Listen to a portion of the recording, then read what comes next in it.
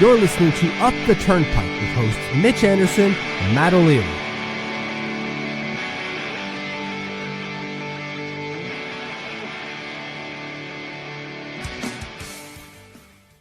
Hello and welcome into Up the Turnpike. What is going on? Matt O'Leary alongside Mitch Anderson. Mitch had to hop on this morning because yesterday on Friday afternoon got a report that, I guess we can call it a report for now. That sent shivers down my spine. Yeah, Mitch. So you wanna let the people know what we're getting at here? So Andy Strickland breaks that the Lou Lamoriello, not the, but Lou Lamoriello extends both his son and Steve Pellegrini. I have less of a problem with Steve Pellegrini, but either way, with multi-year extensions just before departing the organization. Whether that was like on the out, like, oh, they're going to fire me, I'm signing it, or it was signed like a week before type of thing. Either way, it was done and he's no longer here. And Jesus Christ. We're now on back-to-back days of Lou Lamoriello decisions that we have to react to when Lou Lamoriello is no longer the general manager. Right? Yesterday we talked about the Kyle Palmieri and Adam Boquist. I was like, which depth defenseman was it again? I was more caught up on Kyle Palmieri. And now today it's Lou's parting gift of giving his son some job insurance with a multi-year extension. And good friend Steve Pellegrini, like you, I have less of a gripe with Steve Pellegrini, but still, it's for me, it's the principle of it. Like, how is someone who is clearly not going to be here making key organizational decisions? Yeah. It's I don't get it, because the ownership were basically put in this situation the last time they took over, right? Well, not even the last time, when they actually took over. Remember when they took over as full-time owners for the team? Charles Wong's like signed, I don't know if he signed it right then, but he extended Gar Snow for like a bajillion years. I think that was already in place at that point. Okay. But yeah, they had a general manager on a crazy long contract extension at that point. Okay, so I got that part wrong. Outside of so they have to deal with this now. I don't understand. We said this with the Kyle Palmieri situation. I don't understand how you have any sort of doubt with your general manager, but you're like, that's fine. Go ahead and go into these contract negotiations with one of our key free agents and the general manager for our really, really bad AHL club. That's fine. Thanks. Why would you let them do that? I really, really don't know. And if you're looking up nepotism in the dictionary, a picture of Chris Lamoriello comes up. I don't think there's a better example of someone who has stayed in a position for so long that is less deserving of it. Like, and I know that comes across as really harsh, but we have how he's done essentially for 25 years. There's 1 year in 15-16 where he wasn't a part of an organization.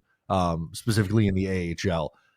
And all right, so we'll say in 24 years, made the playoffs 4 times, never made it out of the first round, missed the playoffs another 18 times, and twice there were no playoffs because of COVID. Yeah, to me, as people will know, like, the playoff success doesn't matter a whole heck of a lot to me. It's the not getting there that matters, because it proves the lack of success. You just look at the win percentage or the points percentage. There are, I think, 9 we counted that are above 900, and one of them technically doesn't even belong to him. He's got a 605 points percentage in 16-17 with the Bridgeport Islanders, and based off of what I've found out, or not even found out, but what I surmise, he wasn't even in the role at that point. He didn't get the GM ship for Bridgeport till the year afterwards. So that might not even be his. He's got 8 in some like 20 years. That's not good, man. That's not a good track record. No, it's really not.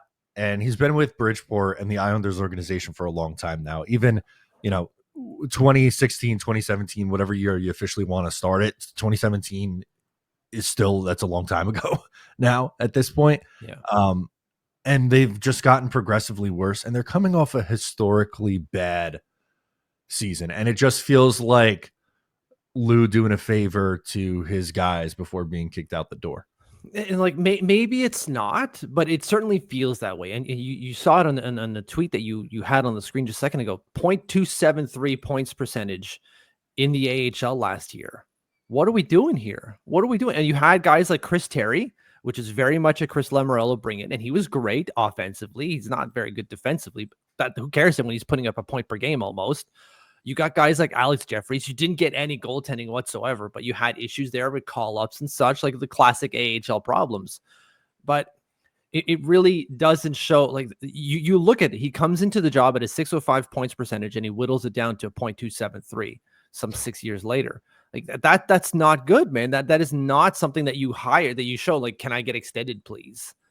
No, man, not in this business. Absolutely not. And it kind of flies in the face with everything that Mathieu Dash was saying. Like, we're going to try to make everything great or better or enhance everything at the AHL level. And you're like, we kept the GM who brought us from, who took away basically a 0.4 points percentage. What are we doing? Yeah. And like the development or lack thereof in Bridgeport of these players is something else that makes me nervous, right? Like, and I get it. We could do the chicken and the egg argument. Like, did they have the players for it? But there's some, there are some first round picks that played in Bridgeport while he was there, and they weren't really able to develop any of those guys. And some of that too is on the coaching staff, which they're moving on from. But to be fair, Chris Lamoriello, as the general manager of the Bridgeport team, he's the one who put those people in charge. So some of that's got to fall on him, as well as the coaching staff, Brent Thompson and Rick Kowalski. Absolutely. 100%. Like, you've got some decent players there, and you're just not able to do anything with them. Again, Chris Terry was great. 66 points, 68 games. Brian Pino, also really good. But then you've got guys like Foudy, Bolduc, Jeffries. Maggio hasn't really done much this year. 19 points in 60 games did Matthew Maggio. He came out of the gate flying going into pros and has fallen off. Maybe that's a talent thing, right? Going from juniors to pros is a big jump, but they haven't really shown that they can get anything from that. Same thing with William Dufault. Nothing going on over there. And again, maybe fifth round pick's going to be a fifth round pick, but sometimes you got to turn these guys, and you drafted them for a reason. You haven't been able to do anything with them.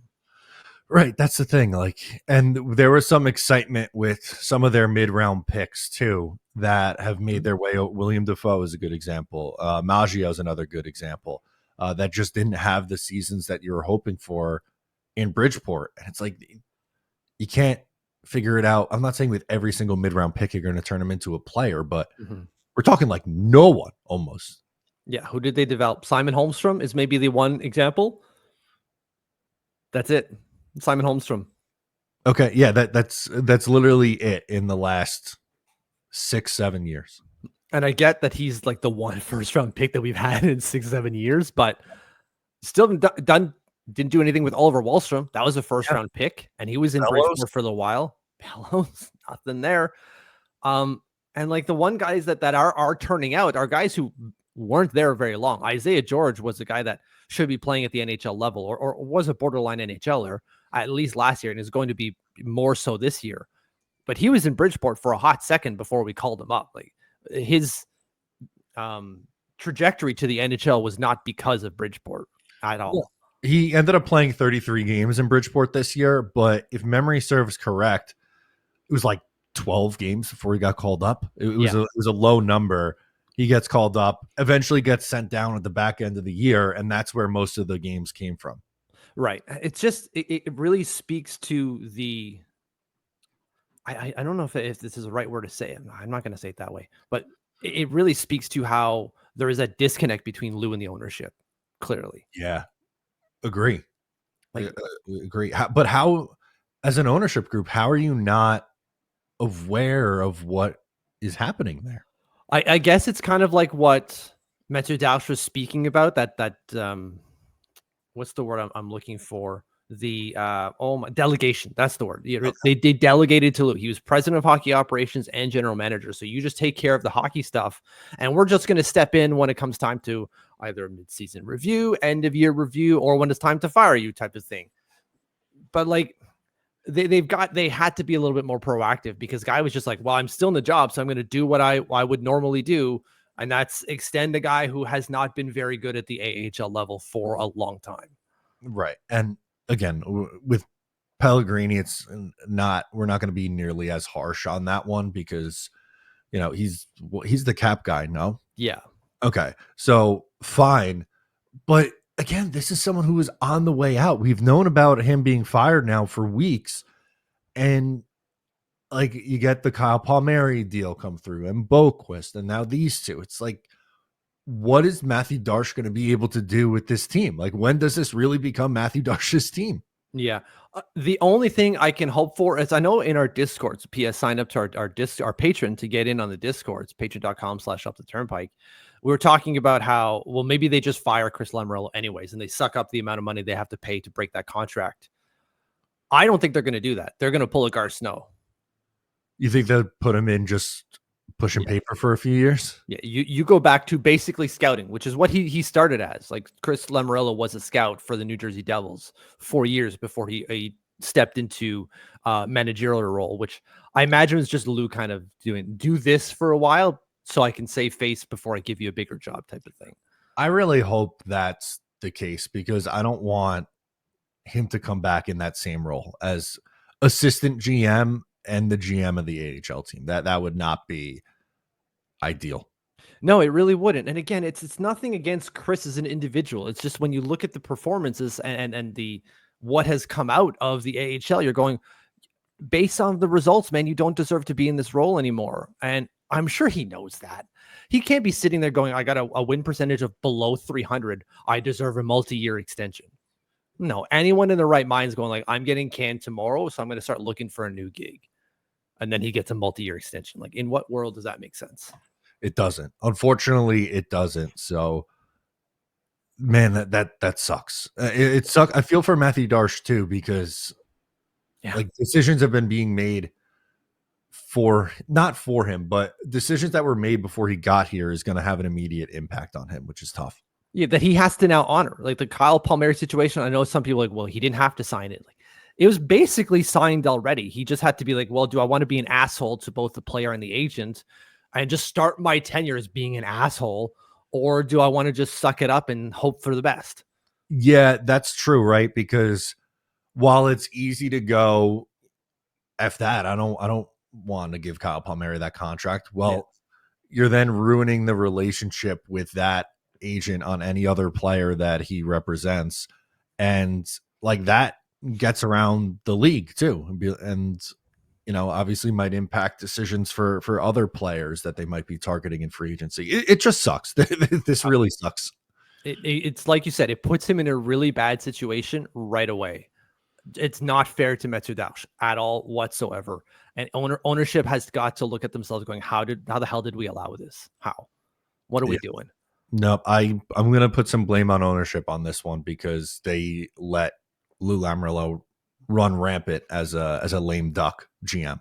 Absolutely. Like, if you're going to let him go or even have any consideration to be like, you're not allowed to do anything. And maybe Lou did it way before that date came, right? We don't know the specifics of when this contract was signed, and we never will, which is totally fair. It's none of our business. But like, filling in the vacuum, like, you don't sign these deals if you're on your way out. It's just stupid, especially for a guy who's got a sub 300 points percentage in his job. It's unbelievable. It really, really is unbelievable. So we'll keep you updated on what Chris Lamoriello's role will be, if he has one, going forward. But I had to come on and react to that report because, man. Shocker. Absolute shocking for all the wrong reasons. All the wrong reasons, man. So guys, make sure to subscribe if you are new to the channel. Like the video before you go. As Mitch mentioned, join up on Patreon, 2 bonus podcasts a week, as well as a Discord filled of Islanders fans. It's a lot of fun. The group chat's been popping off over the last few days. So make sure to sign up. We appreciate you. I'm Matt. He's Mitch, and we'll catch you next time.